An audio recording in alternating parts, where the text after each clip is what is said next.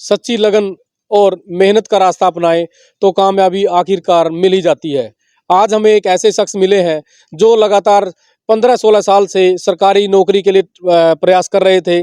सरकारी नौकरियां भी मिली, एक नहीं 4 मिली और आज चौथी नौकरी ज्वाइन करने जिला शिक्षा अधिकारी कार्यालय में पहुंचे हैं।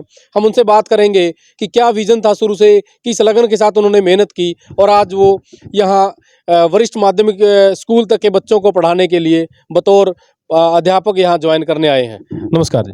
नमस्कार, नमस्कार सर। सबसे पहले तो आपको बधाई हो। बिल्कुल सर, आपको भी बहुत बधाई हो हमारी कवरेज के लिए। क्या नाम आपका? मेरा नाम सर विमल कुमार है। किस पद के लिए आपकी सिलेक्शन हुई है? मेरी selection sir PGT physical education lecturer के पद पे हुई है सर। इस पद के लिए संघर्ष की बात करें तो कहाँ से शुरू हुआ था और जो आज तक ये सफलता में बदला है? बिल्कुल सर, मैं शुरू से मेरी एक स्पोर्ट्स में भी रुचि रही है। मैं ऑल इंडिया गोल्ड रेसलिंग में मेरा ऑल इंडिया गोल्ड रहा और कई बार स्टेट लेवल पे मैंने 7 बार स्टेट लेवल पे फर्स्ट प्लेस रही। तो विजन गेम था, लेकिन शोल्डर इंजरी होने के कारण मैंने वो गेम छोड़ना पड़ा। पहले बताइए कि किस गांव के रहने वाले हैं और कहाँ से शुरुआत की थी, स्कूलिंग के बाद, कॉलेज के बाद, फिर जब आप इसमें कोर्स में आए, कोर्स किया या एजुकेशनल था, प्रोफेशनल था, उसके बाद वो थोड़ी सी यात्रा बताइए। बिल्कुल सर, मैं एक ग्रामीण प्रदेश से आता हूँ। मेरा गांव बरटा है ये और डिस्ट्रिक्ट अपना कैथड़ी पड़ता है। मेरा पड़ोसी गांव है दनौरी। तो मैंने शुरू से ही जो मेरी एजुकेशन है वो स्टार्ट गुरुकुल कुरुक्षेत्र से हुई। वहाँ पे मैंने +2 तक की। उसके बाद आरकेएसडी कॉलेज में मैंने बीए की। उसके बाद बीपीएड कुरुक्षेत्र यूनिवर्सिटी और उसके बाद एमपीएड मैंने कुरुक्षेत्र यूनिवर्सिटी से की। फिर उसके बाद मैंने कोच के लिए diploma in sports coaching NIS Patiala से प्राप्त किया ताकि बच्चों को कोचिंग दे सकूँ। फिर मैंने नेट भी क्वालिफाई किया ताकि कॉलेज कैडर में अपनी मैं भर्ती ज्वाइन कर सकूँ और 2 बार 3 बार लेवल 2 के एचटेट पास करे और फिर लेक्चरर का एचटेट भी 2 बार मैं पास करे है सर। जो उसके बाद बात करें तो भर्तियों की, कब से ट्राई करना शुरू हुए थे, पहली नौकरी कब मिली थी? सर मैंने 2014 में सभी डिप्लोमा और डिग्रीज पूरी कर ली थी, इसमें योगा भी है। फिर उसके बाद मैंने रास्ता चुना कम्पिटिटिव एग्ज़ाम का।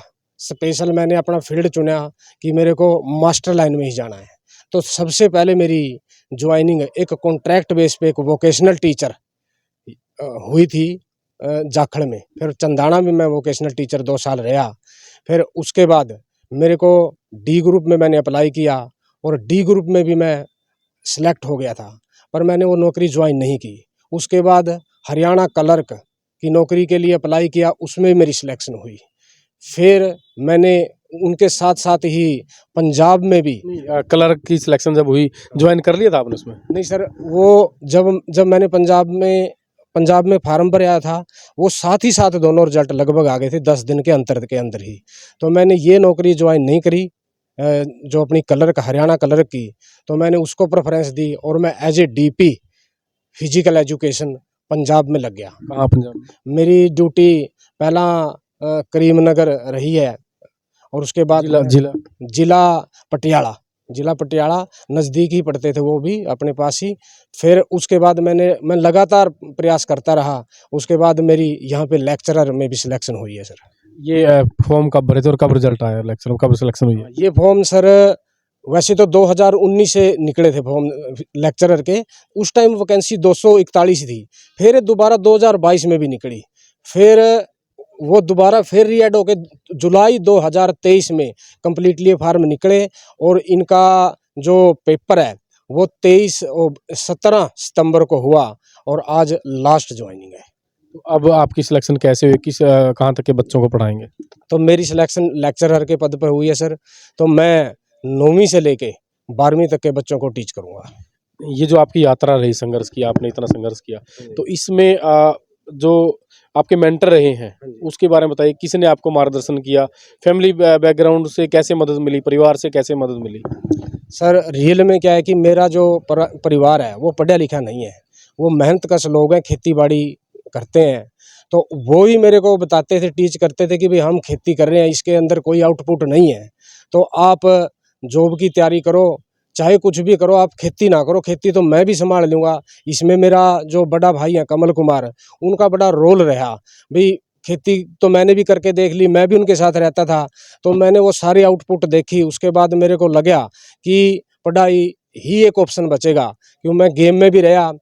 रियल में तो गेम का भी इतना बेनिफिट नहीं है जितना मैं आज मानता हूँ कि जो स्टडी है वो स्टडी मेन परफेक्ट है। स्टडी के बिना कोई ऑप्शन ही नहीं बचता, क्योंकि मैं ऑल इंडिया गोल्ड होने के बाद भी कई जगह ट्राई करी, फिर मेरे को नौकरी जब नहीं मिली तो मेरे को लगा भाई यही रास्ता बच रहा है कि आपको तैयारी ही करनी पड़ेगी, पढ़ना ही पड़ेगा। तो 2014 से मैं लगातार संघर्ष करता रहा और आज इस मुकाम पे पहुंचा हूँ। कितने साल हो गए लग गए आपको पढ़ाई पूरी करने के बाद, कोर्स जो किए हैं और इस सफलता तक? देखो सर, 2014 से मैं लगातार कर रहा हूँ, तो लगातार 8-8 घंटे की स्टडी।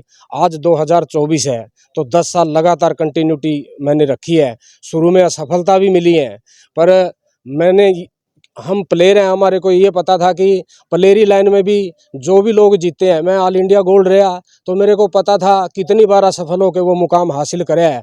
तो मेरे को पता था भी ये उसी प्रकार का फील्ड है, चाहे पढ़ाई हो चाहे स्टडी हो, असफलता तो मिलती हैं। मैंने कई पेपर पहले दिए, उनमें मेरा कोई नंबर वगैरह नहीं पड़ा, लेकिन आज मैं लगातार तैयारी के बलबूते यहाँ पे पहुँचा हूँ और मानता हूँ कि कुछ एक मेरिट बेस पे जो नौकरियों का सिस्टम है उसमें भी मेरे को बड़ा सही लगा कि मैं मेरिट बेस पे नौकरी होने के कारण ही यहाँ तक पहुँच सका हूँ। मतलब कोई सिफारिश पैसा वगैरह की लगी? बिल्कुल नहीं सर, कोई सिफारिश नहीं, कोई पैसा नहीं। जहाँ भी हम गए हैं, मेरी जितनी भी सिलेक्शन हुई है, कहीं भी 1 रुपये भी मैंने देने की जरूरत नहीं पड़ी। कितनी उम्र हो गई आपकी? मेरी उम्र सर अब 41 हो गई। 41 की उम्र में आपको जो यह वैसे बात पूछनी नहीं चाहिए, मैं पूछ लेता हूँ ताकि बच्चों को प्रेरणा मिले। तो आज ये लेक्चरर आपकी सिलेक्शन में कितनी सैलरी मिलेगी आपको पहले? सर ये सैलरी 47,600 पे ग्रेड है, बेसिक सैलरी है ये, तो लगभग 70-75 हज़ार सर सैलरी बन जाती है शुरू में। तो आप जैसे आपने संघर्ष किया और आज इस मुकाम पे पहुंच गए कि 70-75 हज़ार रुपये महीना आप कमा सकते हैं और बच्चों का मार्गदर्शन भी कर सकें, तो उन बच्चों के लिए क्या मैसेज देना चाहते हैं जो बच्चे पढ़ रहे हैं और तैयारी कर रहे हैं, एक बार कई बार सिलेक्शन भी नहीं होता, और बच्चे किस तरह से सफलता के लिए ट्राई करें? आपके अनुभव के आधार पर बताइए। बिल्कुल सर, मैं ये कहना चाहता हूँ, बच्चों को ये बताना चाहता हूँ कि जो आज का कम्पिटिटिव टाइम है, ये इतना शॉर्ट नहीं है कि आप थोड़े टाइम में ही नौकरी प्राप्त कर लोगे। इसके लिए आपको लंबे विजन की ज़रूरत है, अच्छे कोचिंग सेंटरों की ज़रूरत है, अच्छे टीचरों की ज़रूरत है, क्योंकि कम समय में यदि आप उपलब्धि हासिल करना चाहते हो तो आपको वो उस लेवल की सुविधा भी मिलनी चाहिए। आप तभी जाके इस लेवल पे पहुंचोगे। और कई लोग बीच में बोर होके पढ़ाई छोड़ देते हैं और थोड़े से कुछ ही मार्क्स से वो लोग रह जाते हैं, लेकिन मैं मानता हूं कि वो यदि 1-2 साल और डटे रहते तो उनको नौकरी जरूर मिलती। पढ़ने में किन बातों का ध्यान रखें? बच्चे पढ़ते तो बहुत सारे बच्चे हैं 10-10 घंटे, लेकिन रिजल्ट नहीं आता।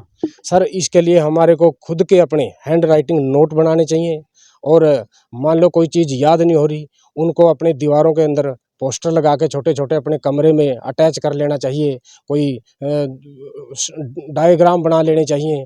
और मान लो पहले बड़े लेवल के नोट बनाओ, मतलब एक नोट्स आपने बनाया, उसको मान लो 50 पेज का नोट्स तैयार किया, लेकिन जब आप पेपर देने जाते हो तो उसको आप याद नहीं कर सकते, उसको आप 5 पेज में लेके आइए और जल्दी जल्दी रिवीजन के लिए ऐसा यदि आप फार्मूला बनाते हो तो जल्दी सफलता मिलेगी। धन्यवाद sir. Thank you sir, thank you sir. तो आप देख सकते हैं लंबे संघर्ष के बाद इन्होंने सफलता पाई है, और इन्होंने जो संदेश दिया है उसका बच्चे पालन करें। इस वीडियो को ज़्यादा शेयर और लाइक करें ताकि ज़्यादा से ज़्यादा बच्चों तक यह बात पहुंच सके कि आखिरकार लंबे समय तक संघर्ष करेंगे तो सफलता एक दिन आपके कदम चूमेगी।